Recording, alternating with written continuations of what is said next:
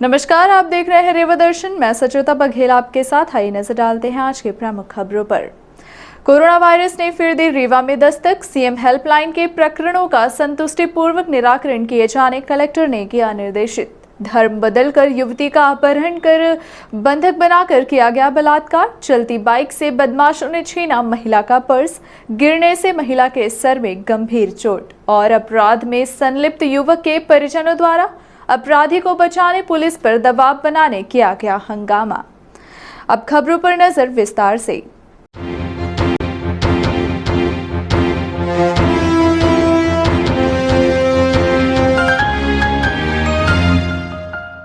रीवा में फिर से कोरोना वायरस के 2 केस। तीसरी लहर का दिखने लगा असर। कोरोना संक्रमण की तीसरी लहर देश के अन्य हिस्सों में बड़ी तेजी से बढ़ रही है। सोमवार को पूरे देश भर में 35,000 से अधिक कोरोना के मरीज सामने आए हैं। वहीं रीवा में 2 मरीज सामने आए हैं, जिसके बाद एक बार फिर से हड़कंप मच गया है।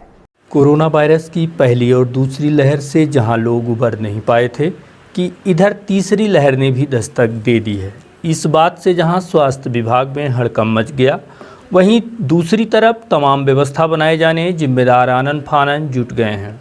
आपको बता दें कि सोमवार को 1407 लोगों की कोरोना जांच की गई, जिसके बाद 2 लोगों की रिपोर्ट पॉजिटिव पाई गई है। स्वास्थ्य विभाग के मुताबिक अभी तक में रीवा जिले में 16,433 मरीज सामने आ चुके हैं।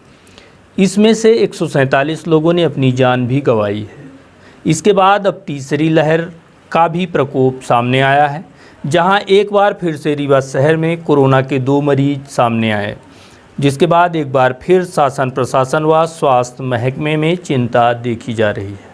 सीएम हेल्पलाइन के प्रकरणों का संतुष्टिपूर्वक निराकरण किया जाए, यह बात रीवा कलेक्टर डॉक्टर इलैया टी ने आयोजित समीक्षा बैठक के दौरान अधिकारियों से कही। कलेक्ट्रेट सभागार में आयोजित समीक्षा बैठक में कलेक्टर डॉक्टर इलैया टी ने सीएम हेल्पलाइन प्रकरणों की समीक्षा की।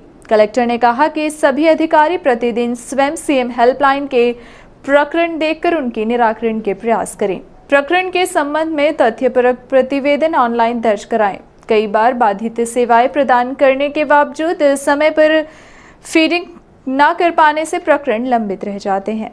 रीवा कलेक्टर ने अवधेश प्रताप सिंह विश्वविद्यालय रीवा सीएम हेल्पलाइन के प्रकरण तत्परता से निराकृत करने पर प्रसन्नता व्यक्त की है। संबंधित अधिकारी को प्रशंसा पत्र देने के भी निर्देश दिए हैं। कलेक्टर ने कहा कि जिला आपूर्ति अधिकारी द्वारा सीएम हेल्पलाइन के प्रकरणों में लगातार लापरवाही बरती जा रही है, जिसके कारण 2000 से अधिक प्रकरण लंबित हैं।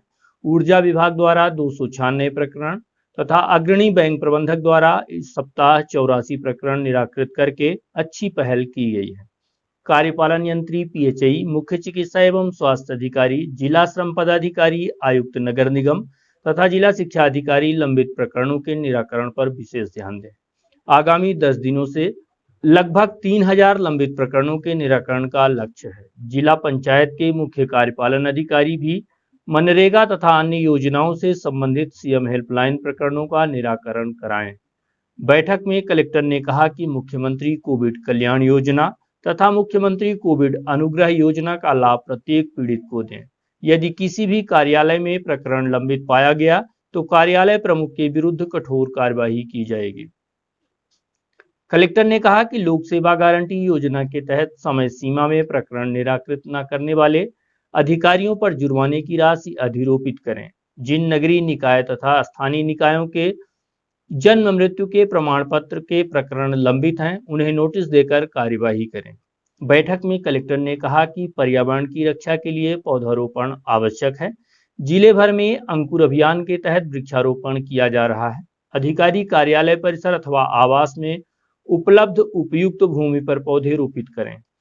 इसकी जानकारी वायुदूत ऐप पर अनिवार्य रूप से दर्ज कराएं। सभी स्कूल परिसरों तथा आंगनवाड़ी केंद्रों में अनिवार्य रूप से पौधे रोपित कराएं। जिला खनिज अधिकारी द्वारा लगभग 10,000 पौधे रोपित कराए गए।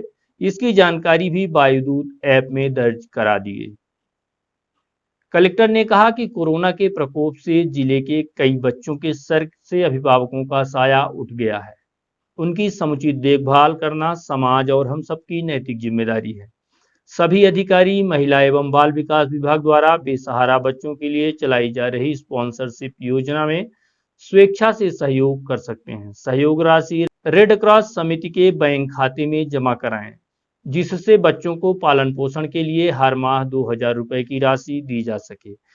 कई अधिकारियों ने इस नेक कार्य में अच्छा सहयोग दिया है। बैठक में कलेक्टर ने सैनिक स्कूल में गुणवत्ताविहीन छात्रावास निर्माण करने पर संबंधित ठेकेदार तथा अभियंत्री के विरुद्ध कार्यवाही करने के निर्देश दिए हैं। कलेक्टर ने नगर निगम आयुक्त को अतिक्रमण हटाने के संबंध में प्रभावी कार्यवाही के भी निर्देश दिए हैं। बैठक में जिला पंचायत मुख्य कार्यपालन अधिकारी स्वप्निल वानखड़े, अपर कलेक्टर इला तिवारी, संयुक्त collector A K. Jha, deputy collector A K. Singh, deputy collector Rahul Nayak तथा संबंधित अधिकारी मौजूद रहे। धर्म बदलकर युवती का अपहरण, बंधक बनाकर किया गया बलात्कार। मामला लबजिहाद का है।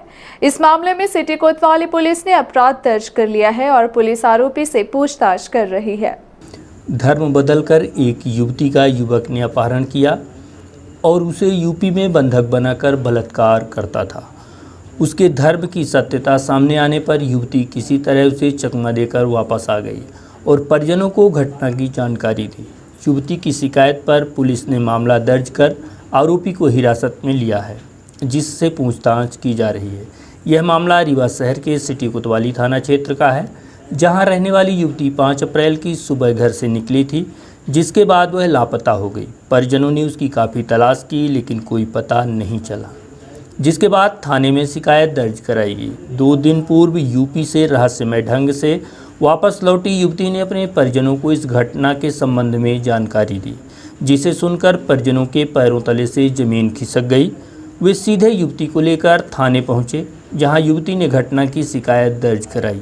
आपको बता दें कि युवती का आरोपी अफजल खान पिता सरफराज खान निवासी पथरिया थाना मऊगंज ने अपहरण किया था। आरोपी ने उसे अपना नाम राज रावत बताया था और उसे प्रेम जाल में फंसा लिया। आरोपी युवती को ट्रक में बैठाकर फतेहपुर उत्तर प्रदेश ले गया, जहां मैदा मिल के पास किराए का कमरा लेकर उसे रखे हुए था। उसे 3 माह तक घर में रखे रहा और उसके साथ बलात्कार करता रहा। युवती को घर में बाहर नहीं निकलने देता था और जब भी बाहर जाता तो कमरे का दरवाज़ा बंद करके बाहर जाता था। जैसे ही युवती को सत्यता का पता चला तो वह युवक को चकमा देकर वहां से भाग आई। फतेहपुर से प्रयागराज आई और वहां से चाक घाट आने के बाद अपने घर पहुंची। युवती के बयान के आधार पर पुलिस ने आरोपी के खिलाफ मामला दर्ज कर लिया है और घेराबंदी करके आरोपी को गिरफ्तार भी कर लिया गया है, जिससे घटना के संबंध में पूछताछ की जा रही है। पुलिस के मुताबिक युवती को आरोपी शादी का झांसा देकर अपने साथ ले गया था। उसने अपने धर्म की पहचान छुपाई और उसे कमरे में बंद करके युवती की शिकायत पर पुलिस ने मामला दर्ज कर आरोपी को पूछताछ के लिए हिरासत में लिया है। उसे घटना के संबंध में जानकारी ली जा रही है। कोतवाली क्षेत्र में एक बालिग लड़की थी जो चली गई थी पहले किसी व्यक्ति के साथ में, तो उसकी परिजनों की रिपोर्ट पर से गुम इंसान रजिस्टर्ड किया गया था। उसके बाद पुलिस उसकी तलाश कर रही थी। इसके बाद चाक घाट पुलिस के पास वो लोग पहुँचे थे दोनों। कोतवाली पुलिस को खबर हुई। कोतवाली पुलिस के साथ साथ लड़की के परिजन भी चाक घाट गए थे और चाक घाट से उस लड़की को लेके आए। उसके बाद कोतवाली में उन्होंने बयान दिया। बयान में उसने बताया कि मैं करीब 2-3 महीने पहले ऐसा चली गई थी। उस व्यक्ति के नाम जो था उसमें पहले कुछ दूसरा नाम बता रखा था। जब वो उत्तर प्रदेश में उसके साथ रह रही थी तो उसका आधार कार्ड उसके हाथ में लगा, तो उसने देखा था कि इसका जो नाम है उसमें खान लगा हुआ है। और उसको ये जानकारी लगने के बाद फिर वो प्रयास कर रही थी वापस आने का। उसी प्रयास में वापस आई थी। उसकी रिपोर्ट पर से कोतवाली पुलिस में 376 का प्रकरण पंजीबद्ध किया और उस आरोपी को लेकर थाने आए, पूछताछ की, उसको अरेस्ट करके आगे की कार्रवाई पुलिस के द्वारा कर दी गई है। बच्ची अभी अपने परिजनों के पास है और आरोपी जो है वो पुलिस के द्वारा कार्रवाई करके अग्रिम कार्रवाई में है। चलती बाइक से बदमाशों ने छीना महिला का पर्स। गिरने से महिला के सिर में गंभीर चोट। मऊगंज थाने के पन्नी में दिया गया घटना को अंजाम। 3 की संख्या में थे बदमाश। जिले में लगातार कोहराम मचा रहे बाइक सवार बदमाशों ने एक बार फिर एक महिला को अपना निशाना बनाया है। चलती बाइक से बदमाशों ने पर्स छीन लिया, जिससे महिला नीचे गिर गई और उसके सिर पर गंभीर चोट आई है। वहीं पलक झपकते ही बदमाश घटना को अंजाम देकर फरार हो गए। सूचना मिलते ही पुलिस मौके पर पहुंच गई। घटना मऊगंज थाने के पन्नी की बताई जा रही है। मऊगंज थाने के उमरी श्रीपंत गांव निवासी ब्रजेश दुबे अपनी मां आशा दुबे को लेकर मनगमा अपने मामा के घर गए थे, जहां से शाम को बाइक में सवार होकर वापस लौट रहे थे। करीब 7:30 बजे ही मऊगंज थाने के पन्नी गांव के समीप पहुंचे, तभी पीछे से बाइक में सवार होकर 3 की संख्या में बदमाश पहुंच गए। महिला ने अपना बैग कंधे में लटकाया हुआ था। अचानक बदमाशों ने गाड़ी सटाकर झपट्टा मारकर पर्स छीन लिया। अचानक इस घटना से उनका संतुलन बिगड़ गया और वे गाड़ी से नीचे गिर गईं। इस दौरान सिर में गंभीर चोटें आईं। पलक झपकते ही बदमाश मौके से फरार हो गए। घटना की सूचना पुलिस को दी गई, जिस पर पुलिस ने महिला को तत्काल उपचार के लिए सामुदायिक स्वास्थ्य केंद्र में भर्ती कराया। पर्स में सोने की चेन, कान की बाली, पायल व 5,000 रुपये नगद रखे हुए थे। इस घटना में घायल हुई महिला के सिर में 17 टाँके लगे हैं और उसकी हालत नाजुक बताई जा रही है। पुलिस फिलहाल बदमाशों की तलाश कर रही है। कल एक महिला मनगवा आई थी अपने लड़के के साथ में, अपना उसका मायका था वहाँ। जब वो जा रही थी शाम को 6-7 बजे के आसपास, तो कुछ अज्ञात बदमाश थे, 2 मोटरसाइकिल से थे, ओवरटेक किया गाड़ी को। देखा महिला क्या है बैठी थी लापरवाही से और उसका पर्स लटका हुआ था, तो उसी में लड़कों ने उसका पर्स छीन के भाग गए। पर्स में कुछ 5,000 रुपये और एक आध अंगूठी वगैरह की बात बताई है। पुलिस ने प्रकरण पंजीबद्ध करके आरोपियों की पता तलाश में जारी कर दी है। अपराध में संलिप्त युवक के परिजनों द्वारा अपराधी को बचाने पुलिस पर दबाव बनाने किया गया हंगामा। आपने यह सुना होगा कि चोरी और फिर सीना चोरी भी। कुछ इसी तरह का मामला सामने आया है रीवा शहर में, जहां एक ऐसा आरोपी जिसके खिलाफ तकरीबन 56 से ज्यादा अपराध दर्ज है, लेकिन जब पुलिस ने उसे गिरफ्तार कर लिया तो उसके परिवार के लोग उल्टा पुलिस पर दबाव बनाने लगे। आरोपी सनी वर्मा है, जो रीवा शहर के सिटी कोतवाली थाना क्षेत्र अंतर्गत तरहटी में रहता है और पुलिस के मुताबिक आरोपी सनी वर्मा के खिलाफ शराब सहित अन्य अवैध कारोबार की तस्करी करने तथा मारपीट के अलावा अन्य 56 से अधिक अपराध दर्ज हैं, जिसे अमैया पुलिस ने एक बार फिर से अवैध नशीली दवा के कारोबार में गिरफ्तार कर लिया है। इधर पुलिस द्वारा आरोपी सनी वर्मा को गिरफ्तार किए जाने के बाद आरोपी के परिजनों द्वारा पुलिस पर दबाव बनाने सड़क पर जमकर हंगामा किया गया और पुलिस पर झूठा मुकदमा कायम करने का आरोप लगाया गया। आप खुद सुनिए सनी वर्मा की पत्नी व अन्य परिजनों ने क्या आरोप लगाया है।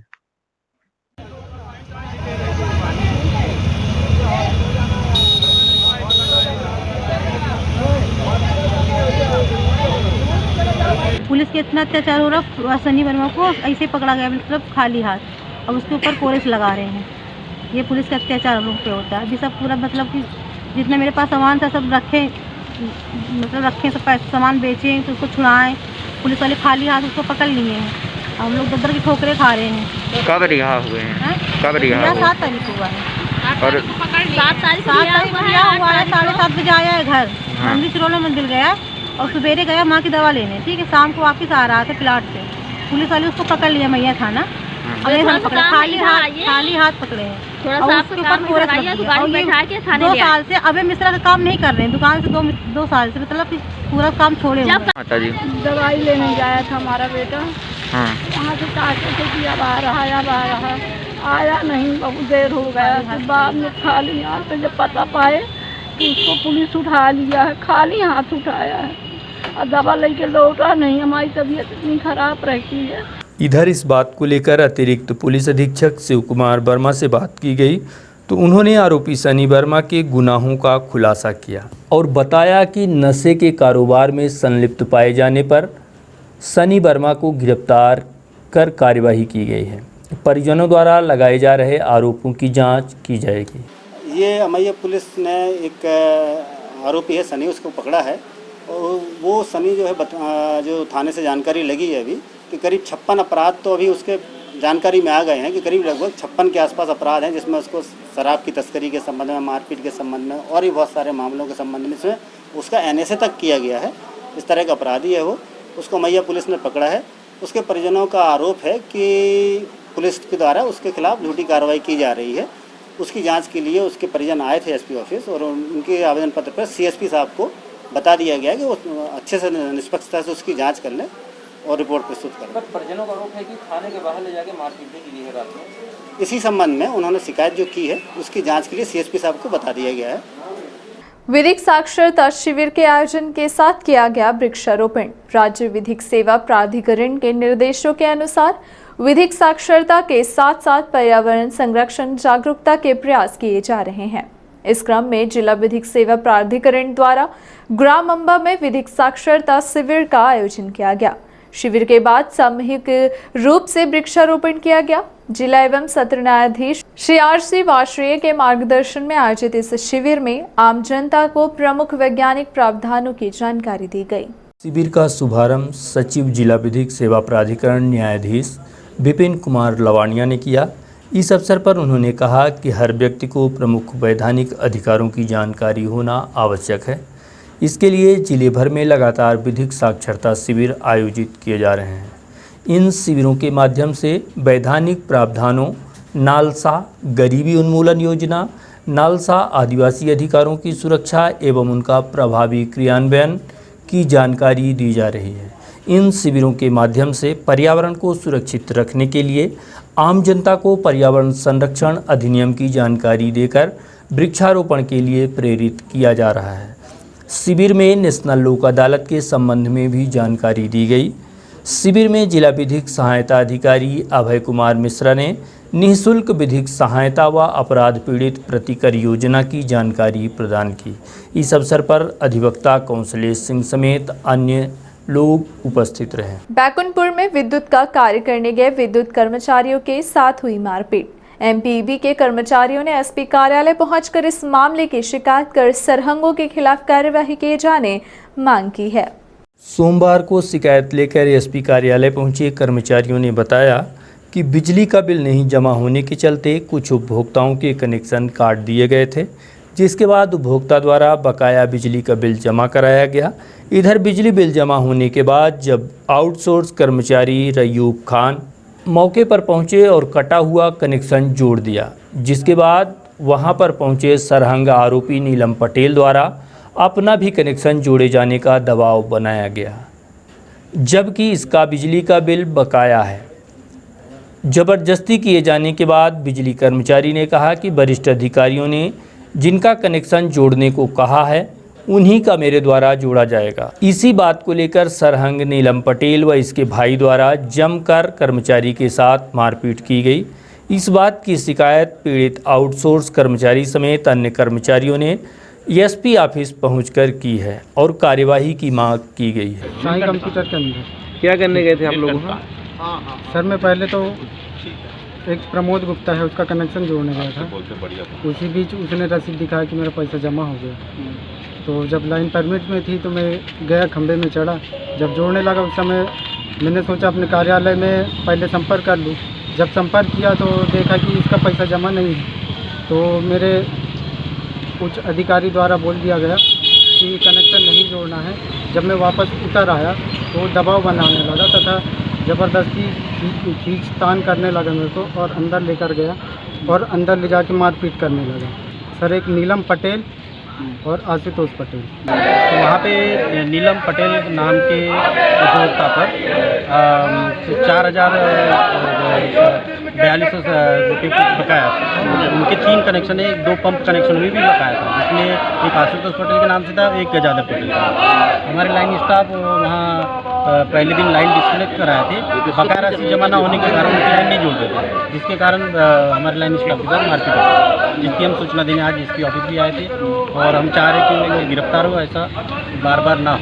ब्लॉक कांग्रेस कमेटी द्वारा आदिवासियों की सुरक्षा को लेकर रीवा एसपी को सौंपा गया ज्ञापन। सोमवार को ब्लॉक कांग्रेस कमेटी द्वारा आदिवासियों की सुरक्षा व्यवस्था को लेकर रीवा के एसपी को ज्ञापन सौंपते हुए मांग की गई है कि आदिवासियों की सुरक्षा व्यवस्था को लेकर जिम्मेदार पुलिस प्रशासन मुस्तैदी से कार्य करे।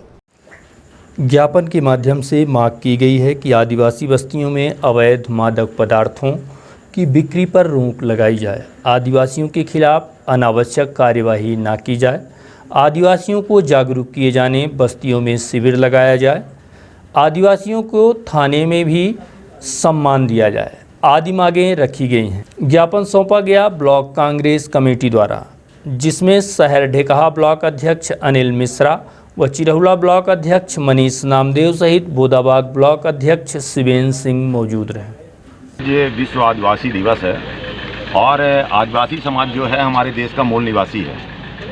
इसी से जल, जंगल, जमीन सभी कुछ को संरक्षण प्राप्त होता है। आदिवासी समाज लगातार उपेक्षित हो रहा है। हम लोग यहाँ पे नॉर्मल मांग करने आए हैं कि अगर जो आदिवासी बस्तियों हों उस पर फोकस किया जाए, जहाँ अवैध नशेखोरी की जा रही है, दारू शराब की बिक्री हो रही है, उस पर बंदिश लगाई जाए। थानों में आदिवासी समाज का कोई व्यक्ति जाता है तो पुलिस वाले अच्छे से व्यवहार करें। देखा ये जाता है कि उनका व्यवहार उनके प्रति अच्छा नहीं रहता है, उनकी शिकायत सुने। ये थे आज के प्रमुख खबरें। आगे की खबरों के लिए बने रहे रीवा दर्शन के साथ। दीजिए हमें इजाजत। नमस्कार।